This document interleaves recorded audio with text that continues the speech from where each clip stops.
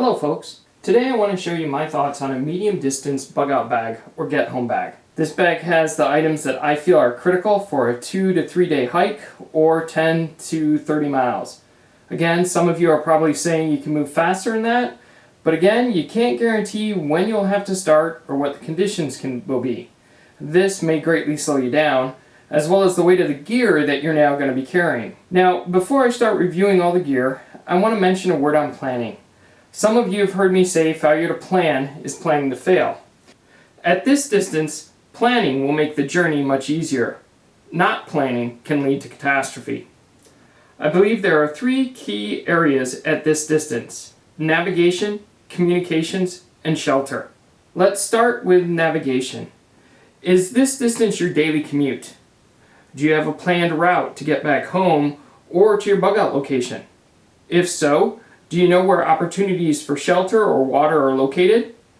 These might be police stations, fire stations, designated emergency shelters, churches, schools, libraries, parks, or athletic fields, to name a few. How long will it take you to reach this safe area, and do you have enough daylight? Or should you shelter in place and wait till the next morning? If you do not have a consistent daily commute, have you identified any of the above areas within 30 miles of your home or bug out location? Please consult a map before beginning your journey and identify your target destination. Also, as another rule of threes, I would suggest having 3 target locations. Conditions may change, which might make you change your route. You may not be able to cover as much distance as you anticipated, or you may actually cover more. Be prepared with a navigation plan, but be flexible with that plan. The second area of concern is communication. You need to know what is going on, what areas are safe, when and where you can get help, and how to communicate with others. When we get to communication, you will see that I've upgraded my capabilities for this distance and duration. The last area is shelter. Plan on spending at least 1 night exposed to the elements, but no more than 2. This doesn't mean pack the camper. You still need to travel light, but you need to plan for the weather extremes. Now I'm showing the bag that I plan on carrying for this distance. It is a Triple Aught Designs Fast Pack. It does have a water bladder pocket, internal frame, and waist belt. For more information on this pack, see my review located at the link in the description of this video. All up with water and gear, my bag weighs 37.5 pounds. 4.5 pounds is the dry weight of the pack, and I have 4.5 pounds of water from my car survival kit. This leaves 28.5 pounds of gear. This is a little heavier than I would like, so I'm interested in people's thoughts on where I should lighten things up. Okay, so here I am wearing the pack from the front, from the one side, then from the back. You can see I've got my medical kit on the back, plus my car windshade in the beaver tail, along with an umbrella, my sleeping kit strapped to the bottom, and then I have a pouch for a water bottle on this side. Now I've also heard the argument that, hey, your bag is too technical looking. You're going to make yourself a target. In a true disaster scenario, if you're carrying a backpack, I don't care what kind of backpack, you are a target. Period. Having a pack means you either had stuff that was too valuable to leave behind, or you have stuff that is valuable to use in a disaster. Either one makes you a target for undesirables. But in deference to the critics, I have a solution. And that is my rain cover. And 1 second while I throw that on the bag. If I feel that I'm entering an area where my bag choice may get me more scrutiny, I'll simply put on my blue rain cover of my bag. From a distance, it then looks like an ugly blue backpack as opposed to a military pack.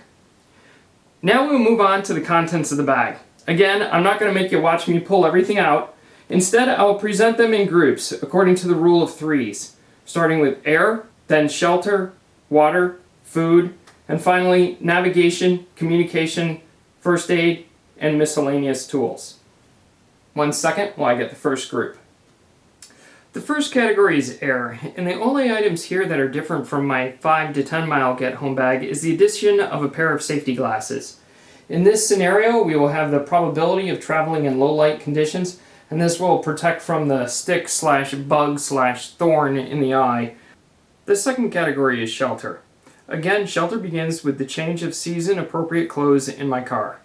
Keep in mind that you have to be prepared for the extremes of the seasons, not the averages. The high during the day and the low during the night. You also have to be prepared for what's falling from the sky, whether that's snow, rain, sleet, or a mixture thereof. Okay, this is the structure part of my shelter.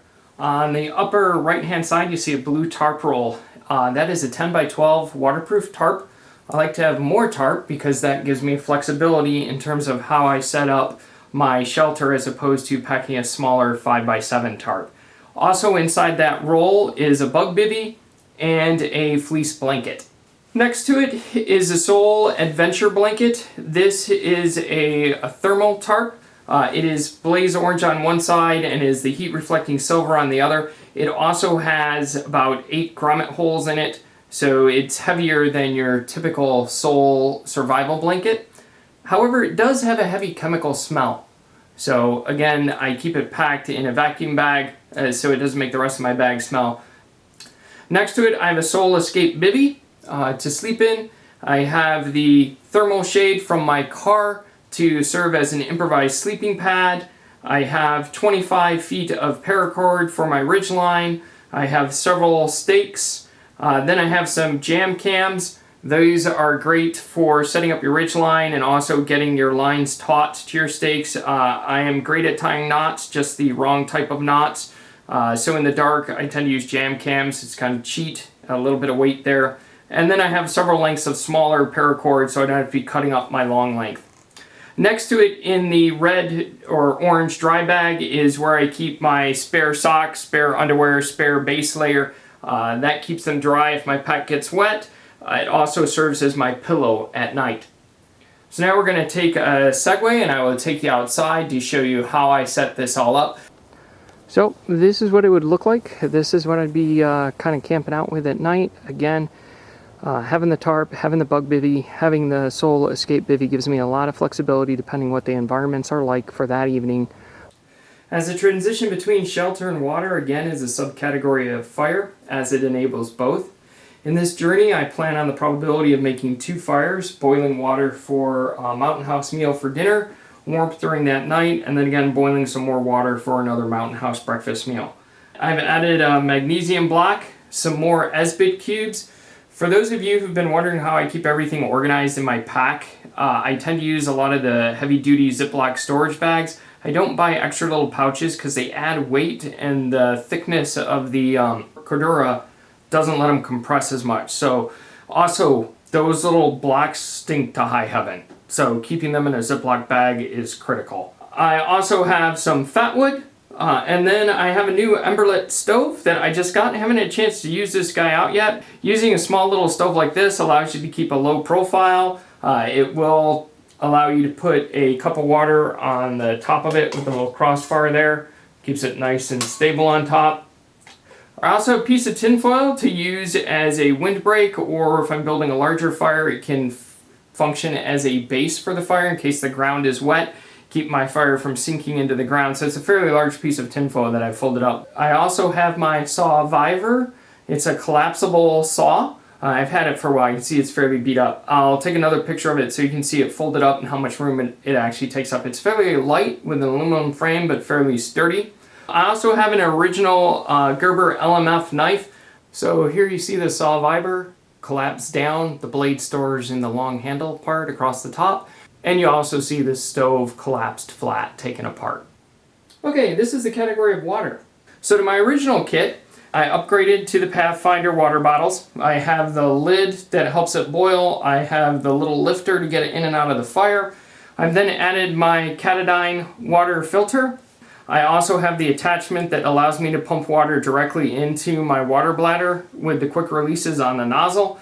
And then you can see I have the Camelback water bladder that goes inside my backpack. In the category of food, again, you're going to be looking to try to eat for 2 to 3 days. And again, while that is nowhere near the limit of the 3 weeks that you can sustain without food, keep in mind you're going to be trying to cover 10 to 30 miles. So putting calories in is going to be critical, as well as food being a morale booster for you while you're hiking. I've added a couple Mountain House meals, one dinner, rice and chicken, and for breakfast, a breakfast skillet. Okay, here's the navigation category.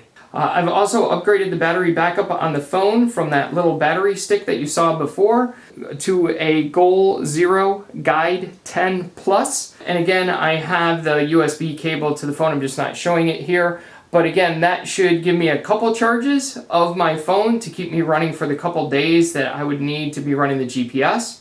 Oh, I should mention the Goal Zero also, in addition to being able to charge my phone, it also has a light on it, so it is a backup for my flashlight. And then also some marking tape. If you're going to be going through some rural or wilderness areas, always a good idea to have marking tape so you can mark your path, so that if you do get disoriented, you can back your way out. That is my area for navigation. Okay, so here's the category of communication, and you'll see some upgrades here. I've added a, and I'll probably pronounce this wrong, so I apologize in advance, an Uzon handheld radio. I just purchased that. I'm beginning to pursue my ham radio license, so I'm still a real neophyte. But I liked this radio because it covers all of the CB bands, it covers the marine bands, it covers the NOAA radio, it covers FM, and then it also works with the ham radio. And also on the iPhone, I have the Repeater Book app that tells me all the repeater stations. So if I'm going to be traveling around the country, I can go online or on the app, find out what those repeater stations are, and then reprogram the phone with those. Also, in addition to the radio, I have the little battery replacement on the back, so I can use alkaline batteries in it, and you see I have some of those in Storacell battery keepers. The other thing there, you'll see the marking tape again. Sometimes if you tell your family, hey, if I'm headed home, I'm going to be leaving a trail of pink marking tape. So, even if you're going through an urban area, you tie it to a stop sign. They know you made it at least that far. You wrap it around a hydrant. Again, they know you at least made it that far. So again, this is a way to communicate with people who may be out searching for you after a disaster has struck. Okay, this is my category for first aid. Again, what I carry hasn't really changed all that much from my 5 to 10 mile get-home bag, but how I organize it has. I've taken a lot of the items for treating major injuries, such as quick clots, the tourniquet, and moved it to my Maxpedition FR first aid pouch, which is on the outside of my pack for quicker access. Okay, this is tools category. Some of these you've seen in previous sections, some of them you haven't. Some electrical tape, just to have a second type of tape. Carrying more batteries with me in the Storacell keepers. Again, those are not rechargeables because they're primarily for the Uzon radio, because unfortunately it can't take rechargeable batteries. One of the things I don't really like about it. So that was my 10 to 30 mile get home bag. All of it fits in or out of my backpack. I try to keep it to the items I would need in a 2-day emergency hike. I do not have a full change of clothes, nor do I have a full tent. I like the flexibility a tarp setup gives me. Hopefully this video made you think. Again, I'm interested in your thoughts regarding what I might be missing and what you think I shouldn't be carrying. Please submit comments and suggestions, and as always, please subscribe. Thank you.